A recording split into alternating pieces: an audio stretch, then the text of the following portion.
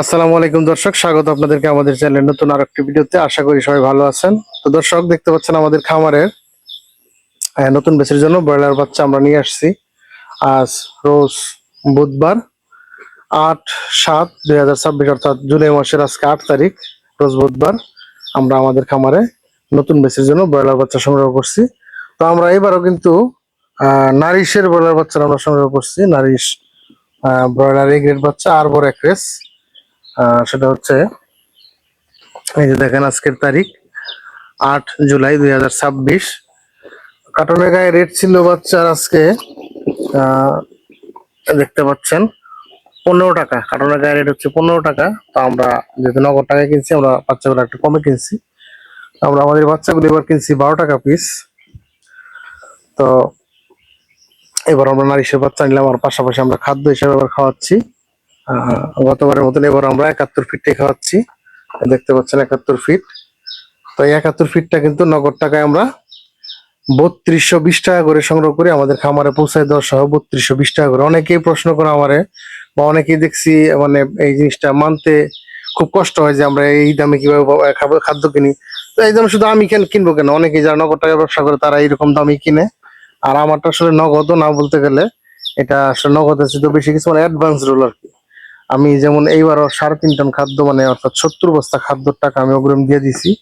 খাদ্য কিন্তু আমি একবারে নিয়ে আসিনি, আস্তে আস্তে নিয়ে আসবো। যেমন এবার আমি মানে স্টার্টার 12 বস্তা নিয়ে আসছি, এখন এরপরও আস্তে আস্তে 10 বস্তা 20 বস্তা এভাবে নিয়ে আসবো।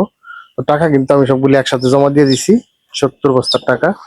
তো এটা হচ্ছে অ্যাডভান্সে আমি কিনি খাদ্য, এই জন্য আমার রেট একটু কম ধরে। তো আপনারা যারা নগদ টাকা ব্যবসা করেন তারা অবশ্যই নিশ্চয় জানেন যে খাদ্য নগদের বাকিতে অনেক ডিফারেন্স হয়। তো আমরা চেষ্টা করি নগদ টাকায় কেনার জন্য, যার কারণে আমরা একটু কমে কিনতে পারি। তো 3220 টাকা হচ্ছে খাদ্যের দাম। আর বাচ্চা আমরা সংগ্রহ করছি এবার 12 টাকা করে এক রেট বাচ্চা ব্রয়লার। আমরা বাচ্চাগুলো এই পর্যায়ে আমরা কার্টন সব মাপবো, মাপার পরে আপনাদেরকে জানাবো যে পার পার বাচ্চার এভারেজ ওজন কত আছে।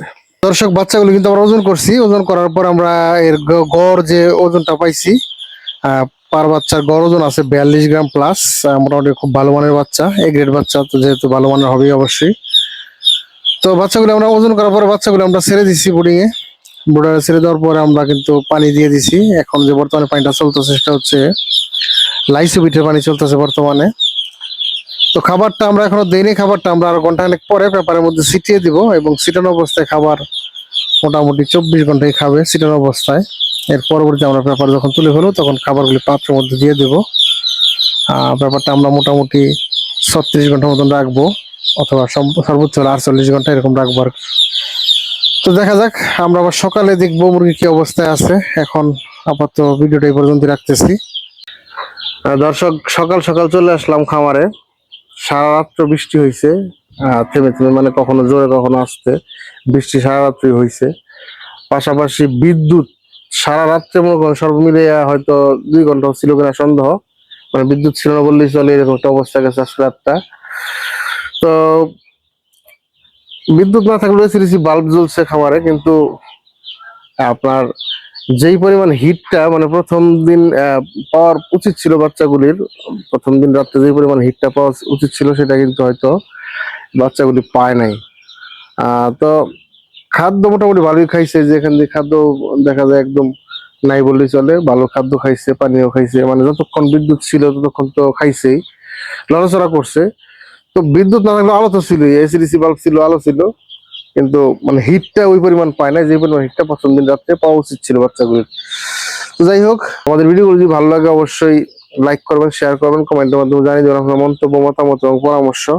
এবং আমাদের চ্যানেলে নিত্য নতুন ভিডিও পেতে অবশ্যই চ্যানেলটাকে সাবস্ক্রাইব করবেন। তো এখন এই পর্যন্তই, সবাই ভালো থাকবেন। আসসালামু আলাইকুম।